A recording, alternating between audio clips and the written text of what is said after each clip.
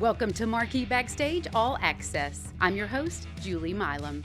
Because of the tremendous success of our television broadcasts, we've decided to launch the Marquee Backstage All Access podcast. Here we can go more in-depth into the lives and stories of our guests.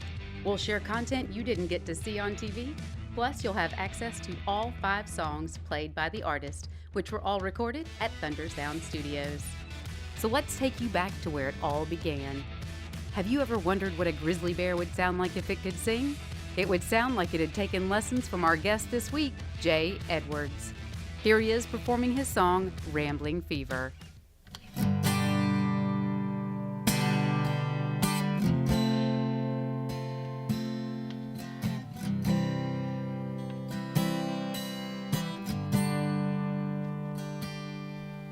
Softly I whisper, baby, I'm coming home. She says, I won't wait up. I can't stand to miss her, or when she's all alone. It still won't stop the wheels of this truck. And I've got rambling fever. I'm still trying to deceive her, 'cause God knows she's had enough. But whenever I hold her, I'm lying over and over. 'Cause I got rambling fever in my blood.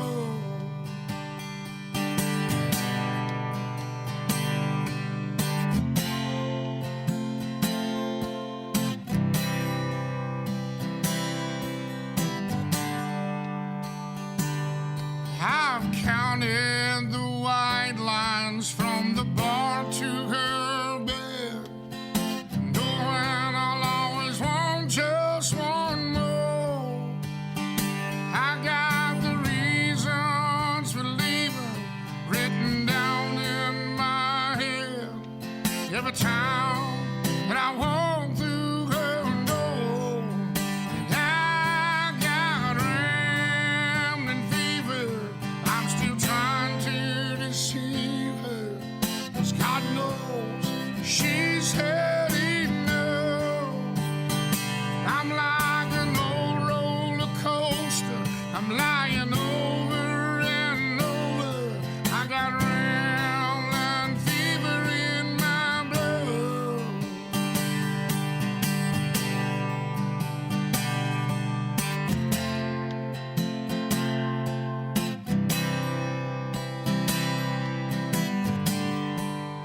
I got rambling fever. I'm still trying to deceive her, 'cause God knows she's had enough. But whenever I hold her, I'm lying over and over. I got rambling fever in my blood.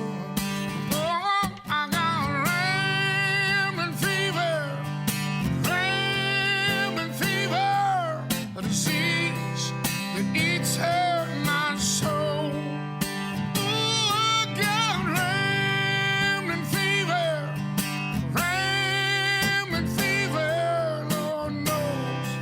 Just love that old road.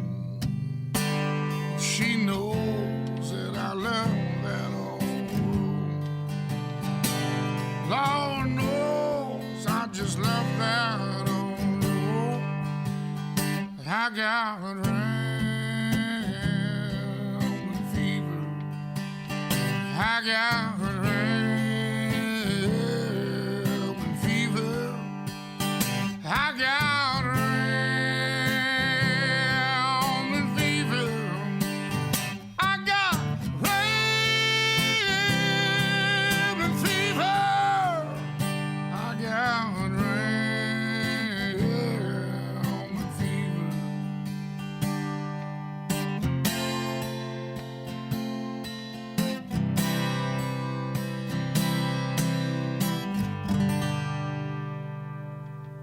With hundreds of original songs under his belt and with music running through his veins, Jay Edwards joins us today.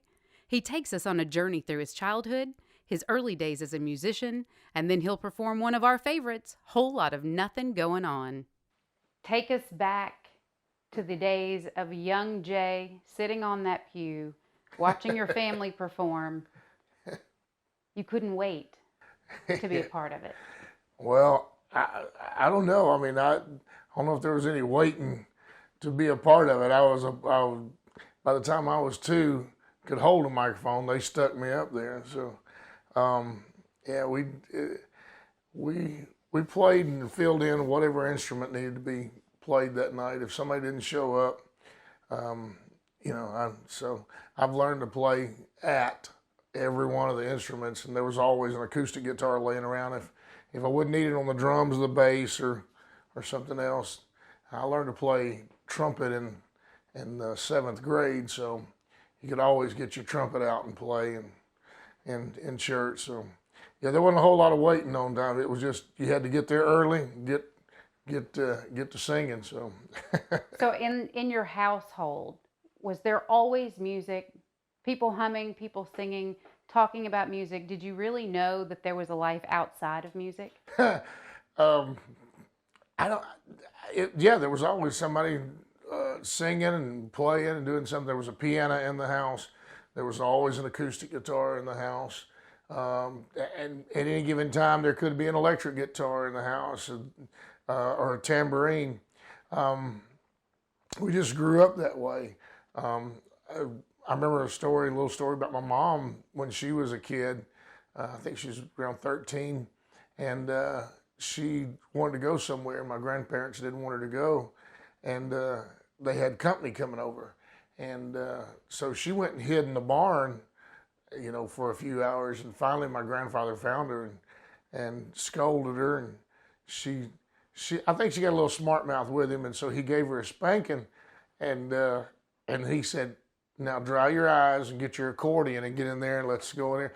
And they went into, he was a minister, and so they went in there and she played accordion and somebody was on the piano and they sang gospel songs with the visitors. That's what you do. So, yeah, there's been many a nights and I got a stern talking to or got taken care of just a few minutes back there in the front in the prayer room, and then, now get out there, I'll look like I'd been talking to Jesus or something, But, oh yeah, we were. It's just what we did, so it was there all the time. So when you would go to school, your lifestyle at home was a little different than the other kids. Right. I just went back to my 30th year class reunion about 3 years ago, and played my hometown where I graduated from high school. And all of the folks that I graduated with showed up, and they came to the venue that I was playing, and they were like, "We never knew you played. We didn't know anything about you." And I was like, "How was that?" I guess, they said, "We knew you were in church all the time, but we didn't know that you sang and played." And so it was very separate. Yeah, there was not very many opportunities to play and do music. And, I would have done, something besides gospel music, but there just weren't very many opportunities for me to explore that. So when did you decide to shape the sound of Jay Edwards, go out on your own, do music your way? Well, I started traveling just a little bit out of high school. I'd say that within the next couple of years. And I did the Christian music and ministry for a good long time. And I was involved in leading choirs and I don't know, it seems like it's been this way all the way. I used to tell people I sounded like this when I was 12, and it was just strange, that this old Joe Cocker voice coming out of this 12-year-old guy. But I think it's just been a continual growing and just adding a little bit to it as it went along. I don't sound the same way I did when I was 12, but there's still a lot of the same similarities, and I picked up some things over the years, but it still goes back to those roots. As you played records when you were a kid, did your parents come in and go, that's not our style? Oh no, because I didn't play those records. I played, now I can remember this, that we did have, years ago when I was a little bitty kid, we did have one, what we called secular music, one little 45 of secular music, and that would have been the Everly Brothers was, the B-side was Kathy's Clown, and the front side was Wake Up Little Susie. And I don't know why that was okay, and the Beach Boys weren't okay, or, whatever. Elvis. But, yeah. We didn't even have Elvis gospel record. I don't remember. What I grew up on was Andre Crouch and the Disciples, and then all those old records that my mom and dad actually did records, and so I grew up on those. And then what I could listen to and kind of snuck away and with my little stereo or on an alarm clock, a clock radio, and I remember that I heard somewhere around that time I heard old blues players playing on an AM station, and I was like, that's my song. That I wrote that, not really, yeah, but I wrote that, and which was they'd had that years before I came along. That was my style. It resonated. Yeah, and then I remember and listening. My uncle would listen to old country music as he at night when he slept, and I'd stay down there in his room some nights, and I can remember T.G. Shepherd singing, "Do you want to go to heaven?" And I said, "Yeah."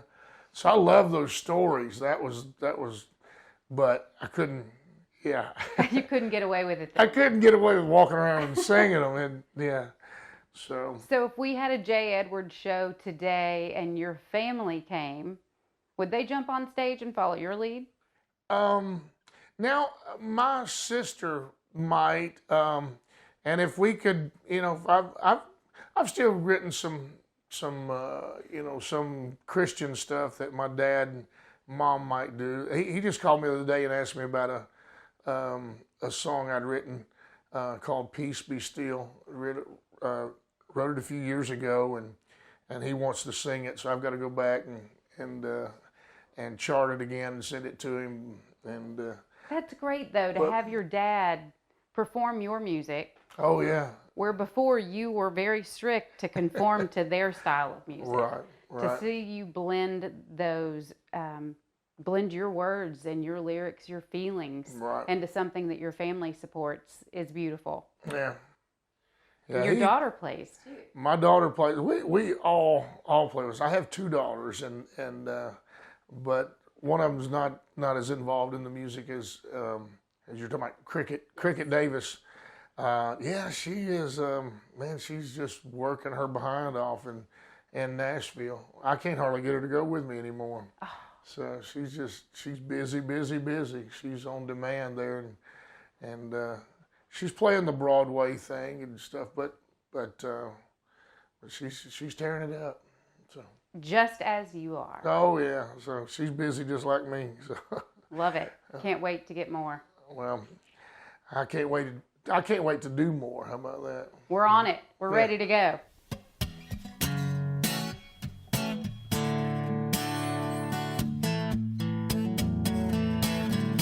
Ooh, let's talk about it. You said ain't nothing.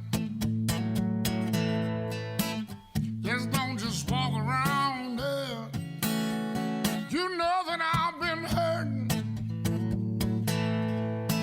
and I see the people out on the street. I see them whisper and avert their eyes. There's a whole lot of nothing going on. There's something ain't right. Ooh, explain it now. You said ain't nothing. Don't just try and work it out. You know that I still love you, but I'm always running way back.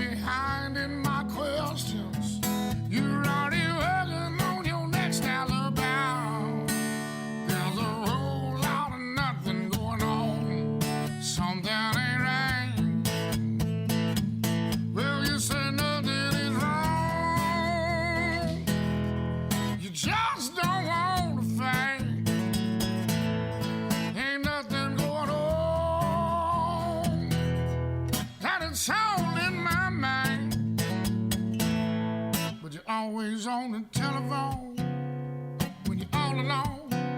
Then I hear you softly say goodnight. There's a whole lot of nothing going on. Something ain't right.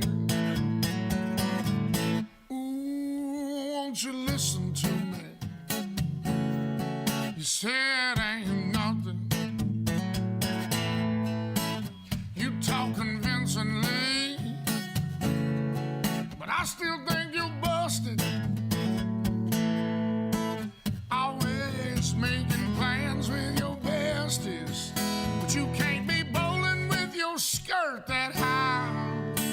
There's a whole lot of nothing going on. Something ain't right. Well, you say nothing is wrong.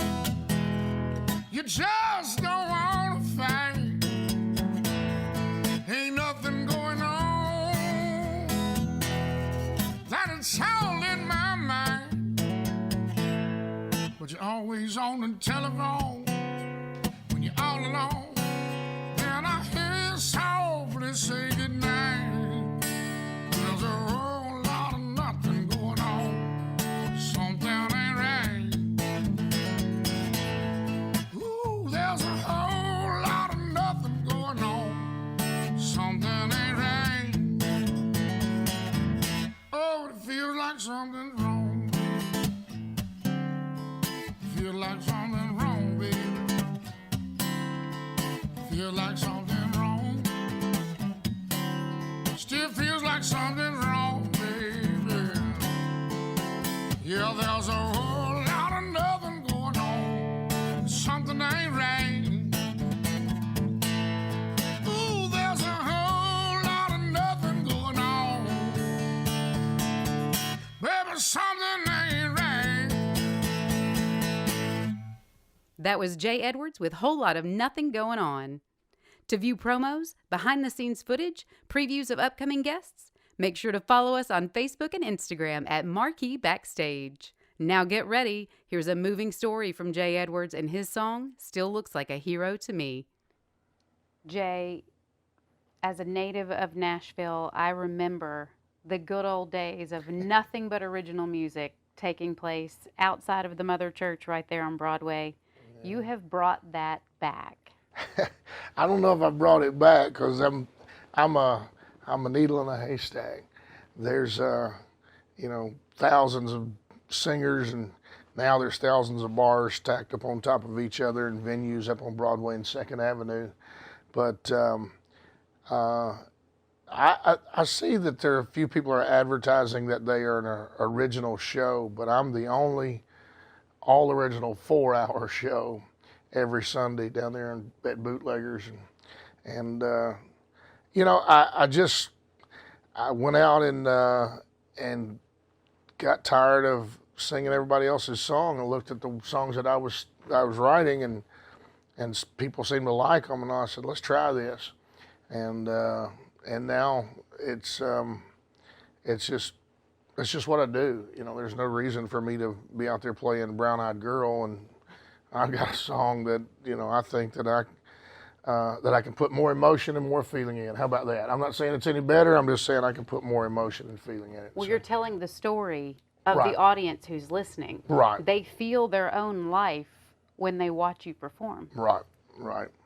And I just, we would just need more people to come in and see. Every week I get somebody that comes in and says, hey, I've been here for 8 days. I was looking for that Nashville thing that we used to, come to Nashville for, or I heard about, and it makes me feel good for people to say it. Finally, I'm leaving in the morning, or I got to leave here in a couple hours and fly out to Wisconsin or Ohio, but I found this, and then they come back. In 6 months, they come back, or next year, hey, we were here last year, and they'll send me messages on social media and say, are you going to be playing? We're going to be there for 3 or 4 days, and have to make sure we catch your show. Yeah, and I gotta make sure that I'm in town. So we've been doing a lot of traveling, a lot of stuff out on the road, but try to be in town for that as much as I can. Lots of big things happening. You're such a fantastic storyteller. There is a very special story that became a passion project for you. Yeah, I wasn't in the military, but I used to laugh and tell people I was raised Pentecostal, so you know. You got your obedience that way. Yeah, I got boot camp from the get-go. No disrespect, but I wasn't military. But we came to a time it seemed like that we were. Somebody was always coming to me and saying, "Hey, can you play a song? My friend's leaving. He's being deployed tomorrow. My friend is here, and she just lost her son in the Middle East, and so I started writing these songs that, you know, for that.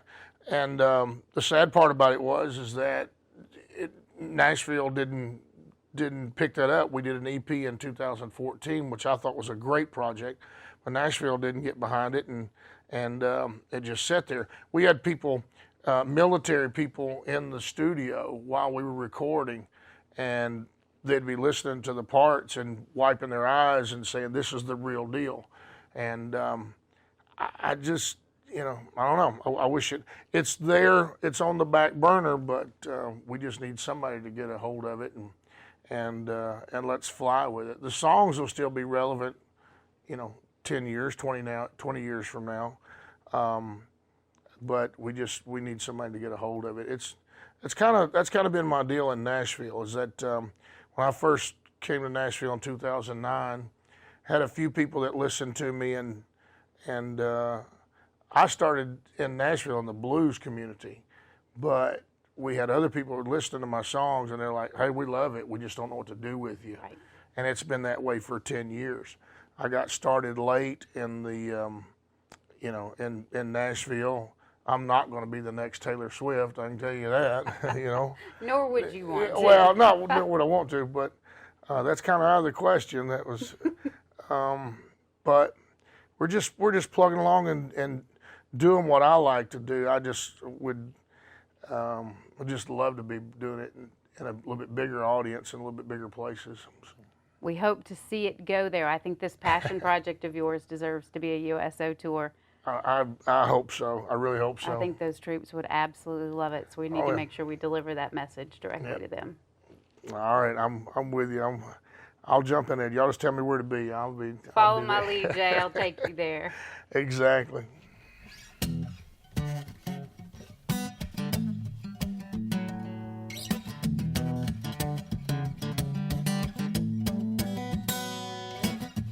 Daddy wasn't much good at bat, especially when he started getting fat. And his eyes got bad, he could barely see the ball. But every year around the spring, him and his army buddies would get up a team, and they would swing for the fences or just argue the umpire's call. Then came the summer, they lost their pitcher to a battle fought within.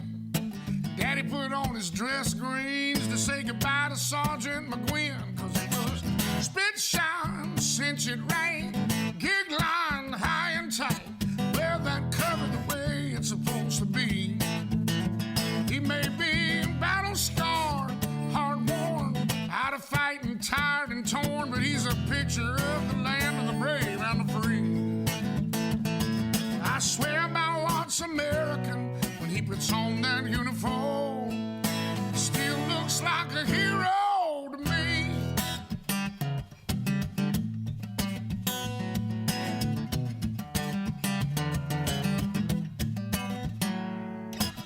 My son wasn't out of high school yet, about 140 pounds of soaking wet. He said he wanted to serve like my old man. Boy barely could drive a car, and now they got him watching radar and sonar, and he's just proud to be doing whatever he can. To see him in that uniform, it makes his mama cry. But I stand up to salute him every time that he walks by, 'cause it's spit shine, cinch it rain, a gig line high and tight, well, that cover the way it's supposed to be.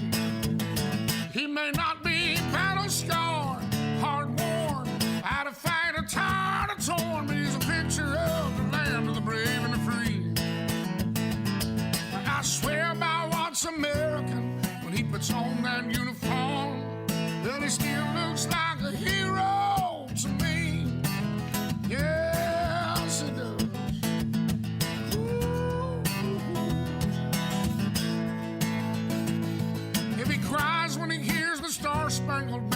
he talks about the wall, if he bows his head or knee in memory, and if he falls and he's lost it all when he puts on that uniform, he still looks like a hero to me. Oh, he looks like a hero to me. Yeah, still looks like a hero to me. Well, he looks just like a hero to me. Be sure to subscribe to our Marquee Backstage YouTube channel and watch all of our full-length shows. You never know who you'll discover. We'd like to thank Thunder Sound Studios for letting us film our show from their fully equipped analog and digital recording studio complex in Franklin, Kentucky. For more information about Thunder Sound, please visit thundersound.com. Here's more from Jay Edwards. Jay, you're sitting on over 200 songs, original music in your catalog. What does that feel like? Well, it's overwhelming and frustrating at times. I love it because I sing every one of those songs at my show. At one time, in my shows, I'll get to those songs. It's nothing that I leave out and I don't play. But when you don't, if you don't have a publishing deal and a way for those songs to get out or an outlet of those songs, it's really hard to sit down and write the next song when you're like, I'm just going to place this on this big stack of music, that's just, it's a tower, and what are we going to do with it? That can be, a little depressing and things, but I'll just keep singing them, and every show somebody's calling up a song I wrote 15 years ago, and hey, sing that one for us, and okay, so we add that one in. We jump on it. And some of your songs have become anthems to some of your fans. Some of them have, that's right. We've got,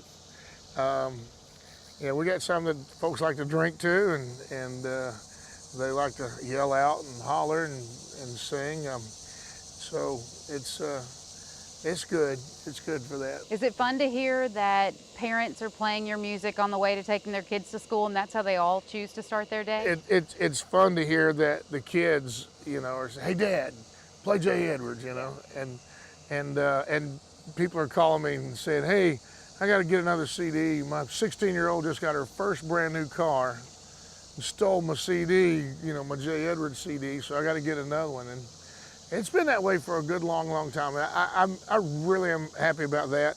I got a fella that I know that is playing college baseball, and they let them pick whatever music they want to walk up as they're at bat, and he's got Jay Edwards music, playing for the whole stadium. So what else?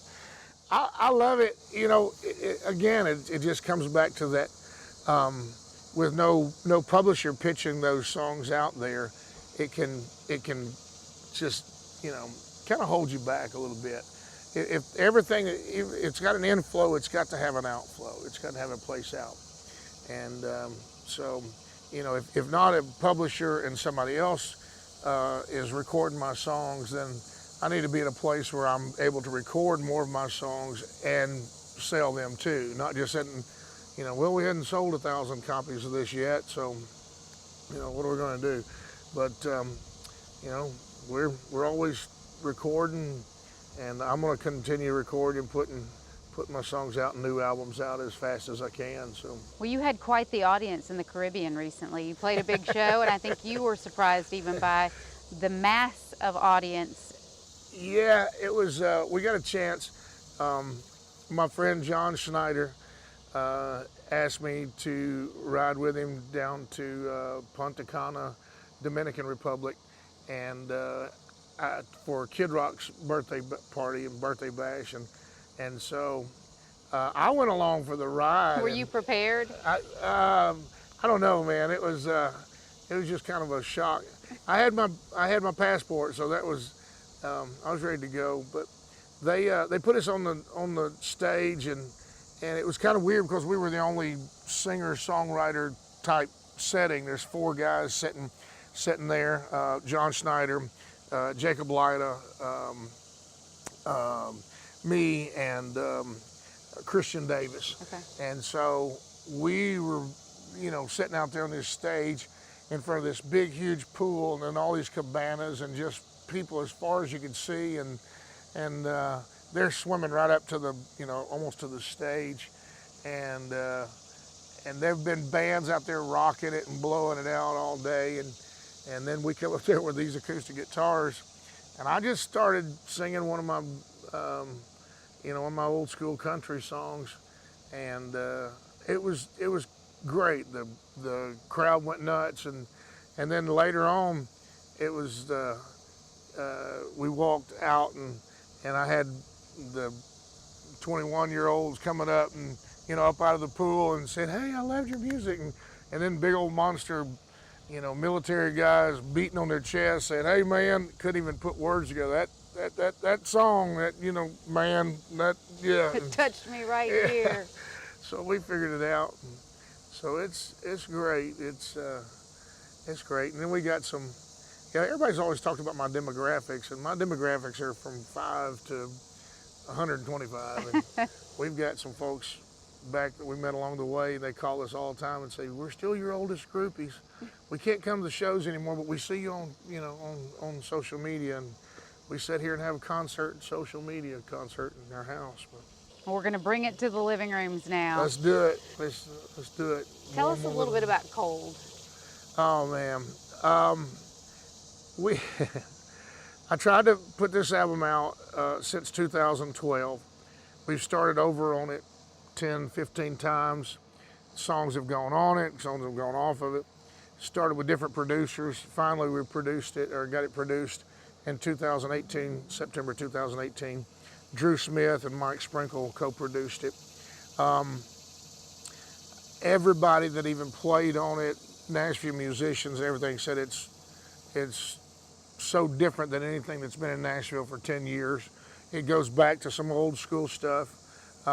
It's got some maybe Texas red dirt feel to some of the songs. It's old school country. It's got a little R&B. It's just good music. I think it's amazing. It's one of the best things I've ever done. Again, somebody's got to get a hold of it and get it out there. And we're going to run with it now because it is Effortless J. Edwards.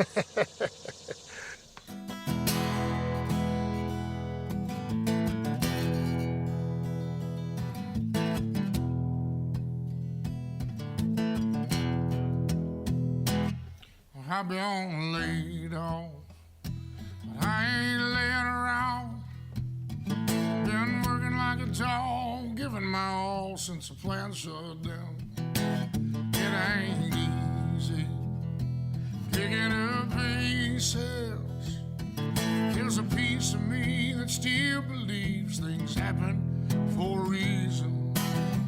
Throw my last 5 in the plate at church. Hope that works. This ain't my first time making dimes and spending dollars. Well, a little turn never hurt this old blue collar. I brush off the dust when things get tough. It's how the tough keep going. Tired and broke, but I ain't broken. I ain't broken.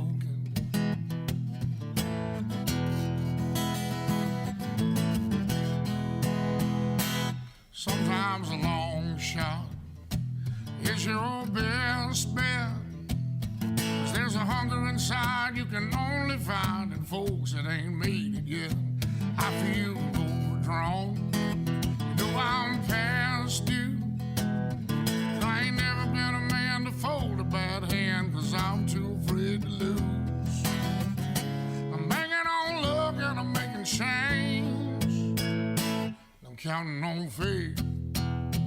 This ain't my first time making dimes and spending dollars. Well, a little turn never hurt this old blue collar. I brush off the dust when things get tough. That's how the tough keep going. Tired and broke, but I ain't broken. This ain't my first time making dimes and spending dollars. Got a little turn, never heard this whole blue collar. I brush off the dust when things get tough. It's how the tough keep on going. Tired and broke, but I ain't broken. I'm tired and I'm broke, but I ain't broken. I ain't broken. I ain't broken.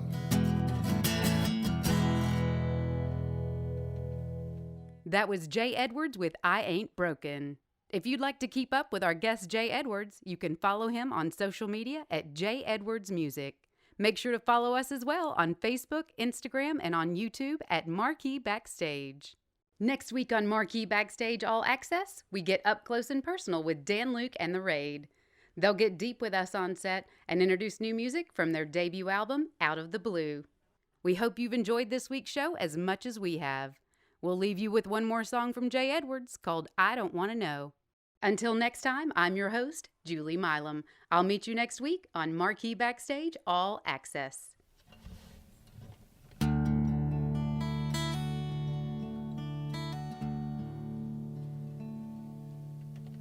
If he tells you that he's leaving, at some place he has to go. If you think it's her he's meeting, but he says it ain't so. If he tells you he ain't cheated, he just likes to drink alone. If he tells you that he's leaving, darling, I don't want to know. If he tells you that he's leaving, friends are blowing up his phone. If you just don't believe him, he knows that you won't. If you get that lonely feeling, you just need someone close. If he tells you that he's leaving, I don't want to know. 'Cause I'd come running back to home.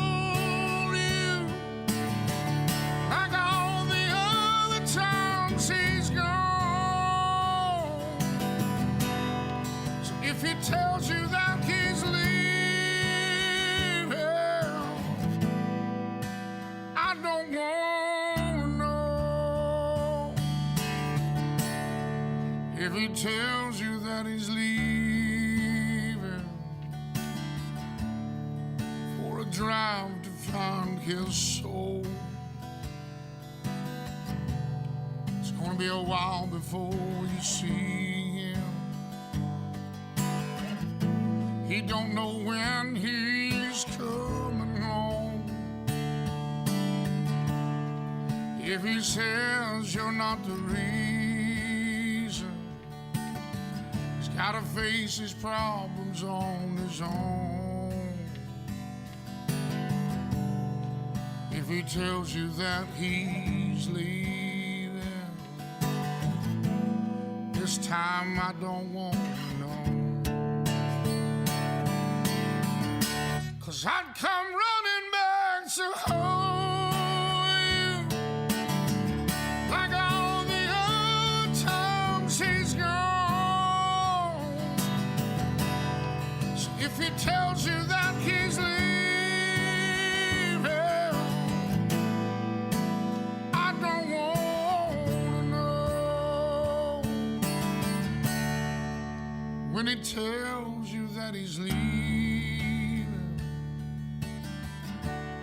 there's something else before he goes. And then he tells you he's been seeing someone else you might have known. If then you figure out you need me, and you should have known that long ago. When he tells you that he's leaving, this time I don't want to know. If he tells you that he's leaving, darling, I don't